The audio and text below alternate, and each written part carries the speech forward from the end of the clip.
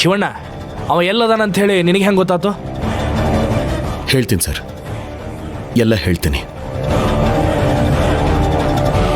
ಅದೇನಾಯ್ತು ಅಂದರೆ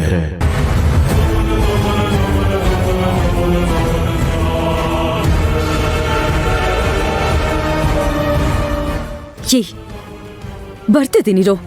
ಯಾಕೆ ಸಲ ಫೋನ್ ಮಾಡ್ತಿದ್ಯಾ?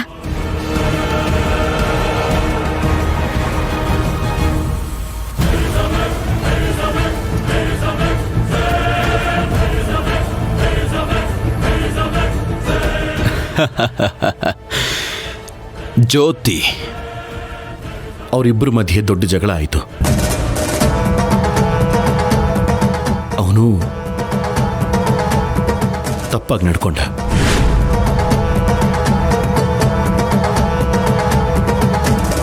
ನಿನ್ ಗಂಡನ ಕೊಂದಾದ್ರೂ ಸರಿ, ನಾನ್ ನಿನ್ನ ನನ್ನೊಳಗೆ ಮಾಡ್ಕೋತೀನಿ.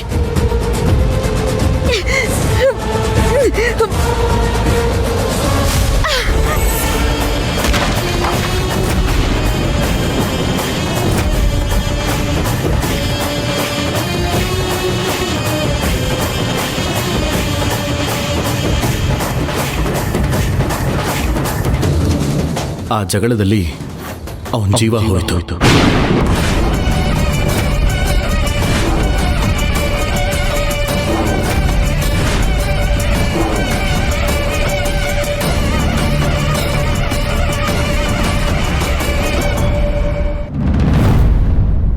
ನಾನೇ ಮಣ್ಣು ಮಾಡಿದೆ.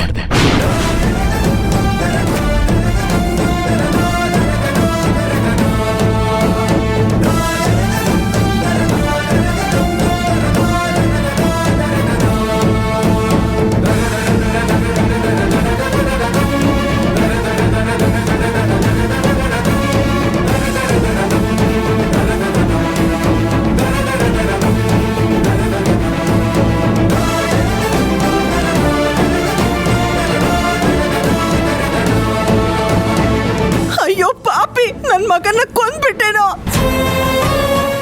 ಗಂಡ ಹೆಂಡತಿ ಇಬ್ರು ಸೇರಿ ನನ್ ಮಗನ್ನ ಮಣ್ಣು ಮಾಡ್ಬಿಟ್ರೇನೋ.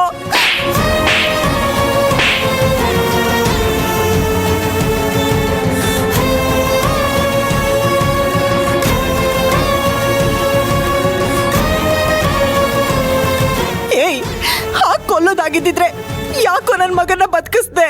ಅವನ ಅವತ್ತೇ ಸತ್ತೋಗಿರ್ತಿದ್ದ. ನಾವಿಷ್ಟೊತ್ತಿಗೆ ಎಲ್ಲ ಮರೆತು ನೆಮ್ಮದಿಯಾಗಿರ್ತಿದ್ವಲ್ಲೋ. ದೇವ್ರಂಗೆ ಬಂದು ಉಳಿಸ್ಕೊಟ್ಟು ಈಗ ಯಮನಾಗ್ ಬಂದು ಅವನ ಜೀವನ ಕಿತ್ಕೊಂಡ್ಬಿಟ್ಟಲ್ಲೋ. ತೂ ಅಯೋಗ್ಯ, ನೀನ್ ಇಂಥವನು ಅಂತ ಗೊತ್ತಿರ್ಲಿಲ್ಲ. ನಿನ್ನ ಹತ್ರನೇ ಬಂದು ನನ್ನ ತಮ್ಮನ್ ಕಾಪಾಡು ಅಂತ ಕೇಳ್ಕೊಂಡಲ್ಲೋ. ಆದ್ರೂ ಅವಾಗ ಏನು ಹೇಳಿಲ್ವಲ್ಲೋ. ಯಾಕೋ ವಿಷಯ ಮುಚ್ಚಿಟ್ಟೆ? ನನ್ನ ತಮ್ಮ ನಿನ್ಗೇನ್ ಅನ್ಯಾಯ ಮಾಡಿದ್ದ ಹೇಳು ಹೇಳು. ಏಯ್, ನೀನು ಉದ್ಧಾರ ಆಗಲ್ಲ.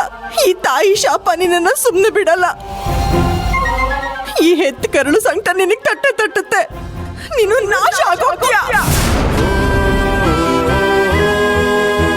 ಅಮ್ಮ ಅಮ್ಮ,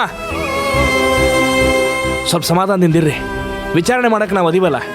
ನೋಡಿ ಸರ್, ಹೇಳ್ಕೊಳಕ್ಕೆ ಊರಿಗೆ ದೊಡ್ಡ ಮನುಷ್ಯ ಇವನು. ಮಾಡಿರೋ ಕೆಲಸ ನೋಡಿ ಸರ್. ನೋಡ್ರಿ, ನಿಮ್ಮ ನೋವು ನನಗೆ ಅರ್ಥ ಆಕೈತಿ. ವಿಚಾರಣೆ ಮಾಡಕ್ಕೆ ನಂಗೆ ಒಂದು ಸ್ವಲ್ಪ ಅವಕಾಶ ಮಾಡಿಕೊಡ್ರಿ. ಶಿವಣ್ಣ, ಇಷ್ಟು ದಿನ ಇದನ್ನೆಲ್ಲ ನಮ್ಮಿಂದ ಯಾಕೆ ಮುಚ್ಚಿಟ್ಟಿ? ಇಲ್ಲಿವರೆಗೂ ಸತ್ಯನ ಮುಚ್ಚಿಟ್ಟಿರೋದು ನಂದೇ ತಪ್ಪು ಸರ್. ಆದರೆ ಬೇಕು ಅಂತ ನಾನೇನು ಸತ್ಯನ ಮುಚ್ಚಿಟ್ಟಿಲ್ಲ. ಈ ವಿಷಯ ಹೊರಗೆ ಬಂದರೆ ನನ್ನ ಹೆಂಡತಿ ಮರ್ಯಾದೆ ಹಾಳಾಗುತ್ತೆ ಅನ್ನೋ ಒಂದೇ ಒಂದು ಕಾರಣಕ್ಕೆ ಇದನ್ನೆಲ್ಲ ಮನಸ್ಸಲ್ಲೇ ಇಟ್ಕೊಂಡಿದ್ದೆ. ಆದರೆ ಈ ತಾಯಿ ಪಡೋ ಸಂಕಟ ನೋಡೋಕ್ಕಾಗದೆ ಈಗ ನಾನೇ ನಿಮ್ಮ ಮುಂದೆ ಎದುರಿಗೆ ಬಂದು ಸತ್ಯ ಹೇಳ್ತಾ ಇದ್ದೀನಿ.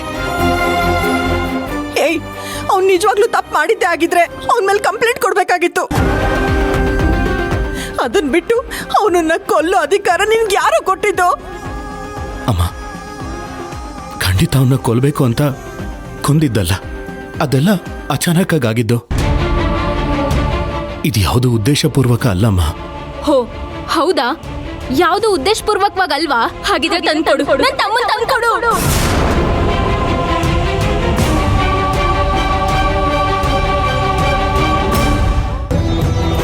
ನಿಮಗಾಗಿರೋ ಅನ್ಯಾಯಕ್ಕೆ ನಾನು ನ್ಯಾಯ ಕೊಡ್ಸೋದಕ್ಕಂತೂ ಆಗಲ್ಲ. ನಿಮಗೆ ಜೀವನಕ್ಕೆ ಬೇಕಾಗಿರೋ ಅಷ್ಟು ಜೀವನಾಂಶ ಕೊಡಬಲ್ಲೆ. ಮುಚ್ಚ ಬಾಯಿ. ಯಾವನಿಗೆ ಬೇಕೋ ನಿಮ್ ಜೀವನಾಂಶ? ಕೊಡೋದಾಗಿದ್ರೆ ನನ್ನ ಮಗನ್ ಜೀವ ಕೊಡು. ಜೀವನಾಂಶ ನೀನೇ ಇಟ್ಕೋ. ದುಡ್ಡಲ್ಲಿ ಕಣ್ಣೀರ್ ಒರ್ಸಕ್ ನೋಡ್ತಿದ್ಯಾ? ನಾವು ಬಡವರೇ ಆಗಿರ್ಬೋದು, ಆದ್ರೆ ಗತಿ ಇಲ್ದೇ ಇರೋರಲ್ಲ. ನಮಗೂ ಜೀವನ ಮಾಡೋ ಶಕ್ತಿ ಕೊಟ್ಟಿದ್ದಾನ ದೇವ್ರು. ಸರ್, ಇಂಥ ಪಾಪಿಗಳನ್ನ ಸುಮ್ಮನೆ ಬಿಡಬೇಡಿ ಸರ್, ಓದ್ ಒಳಗ್ ಹಾಕಿ ಸರ್. ಅಯ್ಯೋ ಮಗನೇ, ನಮ್ಮನ್ನೆಲ್ಲ ಬಿಟ್ಟು ಹೋಗ್ಬಿಟ್ಟೆನೋ.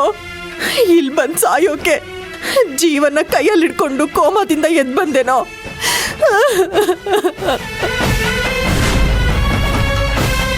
ಅಮ್ಮ, ಸಮಾಧಾನ ಮಾಡ್ಕೋಮ್ಮ. ಹೇಗೆ ಸಮಾಧಾನ ಮಾಡ್ಕೊಳ್ಳಿ? ಇದ್ದೋನೊಬ್ಬ ಮಗ, ಅವನನ್ನು ಈ ಪಾಪಿ ಬಲಿ ತಗೊಂಡ್ಬಿಟ್ಟ. ಇನ್ಯಾರಿಗೋಸ್ಕರ ಬದುಕಿರ್ಲಿ?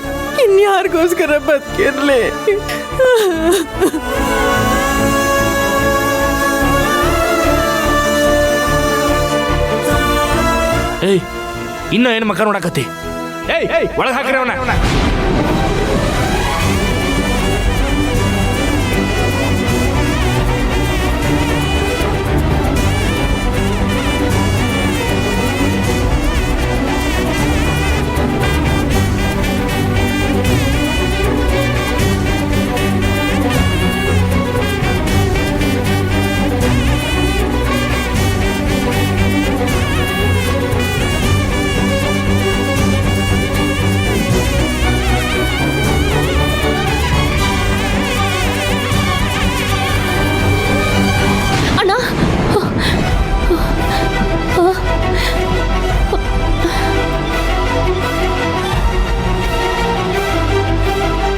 ಇಲ್ಲ, ಹಾಗಾಗಕ್ ಬಿಡಬಾರ್ದು.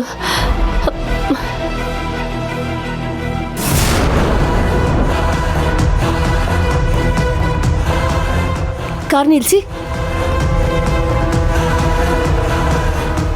ಅಣ್ಣ ಅಣ್ಣ ಅಣ್ಣ, ಶ್ರೀರಾಮ್ ಕಾಣೆ ಆಗಿರೋ ವಿಷಯ ಪೇಪರಲ್ಲಿ ಬಂದಿದೆ. ಬರೀ ಪೇಪರಲ್ಲಿ ಅಷ್ಟೇ ಅಲ್ಲಮ್ಮ, ಊರು ತುಂಬ ಪೋಸ್ಟರ್ ಹಾಕಿದ್ದಾರೆ. ಅದ್ ಸರಿ, ನೀನೆಲ್ಲಿ ಹೋಗ್ತಿದ್ಯಾ? ಇನ್ನೆಲ್ಲಿಗೆ ಹೋಗ್ಲಮ್ಮ, ದಿನೇ ದಿನೇ ಆ ರಾಮ್ ವಿಷಯ ದೊಡ್ಡದಾಗ್ತಾನೆ ಇದೆ. ನನ್ನ ಮನಸ್ಸಲ್ಲಿರೋ ಕಹಿ ಸತ್ಯನ ಮುಚ್ಚಿಟ್ಕೊಳಕ್ಕಾಗದೆ ತುಂಬ ಭಾರ ಅನಿಸ್ತಾ ಇದೆ ಪುಟಿ. ಅದಕ್ಕೆ ಆ ಭಾರನೆಲ್ಲ ಇಳಿಸ್ಬಿಡೋಣ ಅಂತ ಹೋಗ್ತಾ ಇದ್ದೀನಿ. ಅಣ್ಣ, ನೀನ್ ಏನ್ ಹೇಳ್ತಿದ್ಯಾ ನನಗೆ ಅರ್ಥ ಆಗ್ತಾ ಇಲ್ಲ. ಸ್ವಲ್ಪ ಅರ್ಥ ಆಗೋಂಗ್ ಹೇಳು. ದ್ರೋಣ ಅವ್ರನ್ನ ಭೇಟಿ ಮಾಡೋದಕ್ಕೆ